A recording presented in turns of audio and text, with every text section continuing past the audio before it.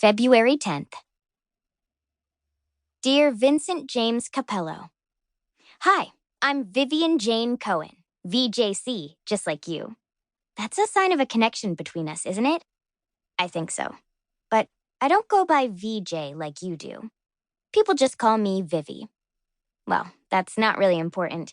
The really important thing is this. I want to be a knuckleball pitcher when I grow up, just like you. My mom says that's impossible because there's never been a girl in the major leagues. Still, someone has to be first, right?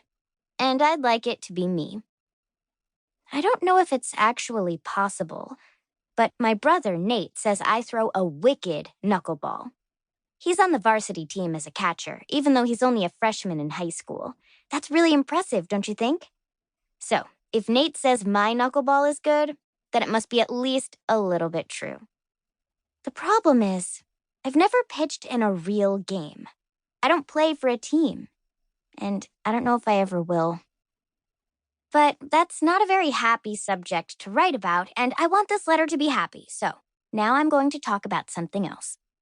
I bet you're wondering why I'm writing to you, out of all the bajillions of people in the world. Well, besides your general awesomeness, we actually know each other. Sort of. I met you 3 years ago, when you were still pitching in the minors. You probably don't remember, but for me, well, it was the most important day ever. Here's what happened. My family and I went to a California Tornadoes game for this social thingy with the Autism Foundation. I didn't like the game. Loud and boring, which means not for me. The seat felt so sticky against my skin. I bounced up and down, even though Mom kept telling me, "Sit still, Vivy." Then we went into the clubhouse to meet the players. You weren't like the others. They talked to us in loud voices, which is pretty stupid because being autistic doesn't mean you can't hear anything. They used that funny voice teachers do sometimes, the one that needs to explain things very slowly. Not you.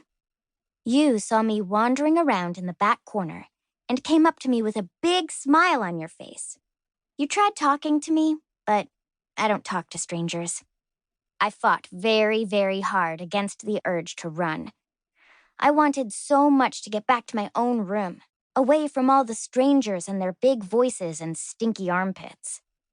That's when you pulled out a baseball and showed me your knuckleball grip. 4 fingers clenched into a fist. The knuckleball is a very special pitch, you said. It completely defies the laws of physics because it doesn't spin in the air like other pitches. Try it. I didn't understand much about physics and stuff, but I liked the idea of throwing a super special pitch. Except I didn't think it would be a very good idea to throw a baseball with all those people right there. Now? I asked. You laughed. Not in the clubhouse, but when you get home, will you give it a try? Yes, I said. You smiled. I think you'll like it. When I went home that night, I tried throwing the knuckleball for real. The first 2 pitches bounced into the grass.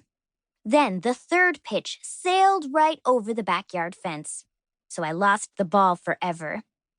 Nate got really mad at me because I borrowed it from him without asking. Oops. After that, I asked Mom and Dad for my very own baseball. Even though it was hard, I knew I wanted to learn the pitch that defies the laws of physics. Your pitch. Every day since then, I've practiced throwing the knuckleball. I'm not sure how many days that is, but it must be an awful lot. I can also throw a 2-seam fastball, though it isn't exactly fast. But I guess no one says they throw a 2-seam sort of but not really fastball, even if it is closer to the truth. I wish so much I could pitch for a real team. Like in that movie where girls played baseball because all the boys were off fighting in World War II and stuff. But all that happened a really long time ago. In real life, girls don't play baseball, especially not autistic ones. I've asked about it 1,000,003 times, but Mom keeps saying I should play softball instead.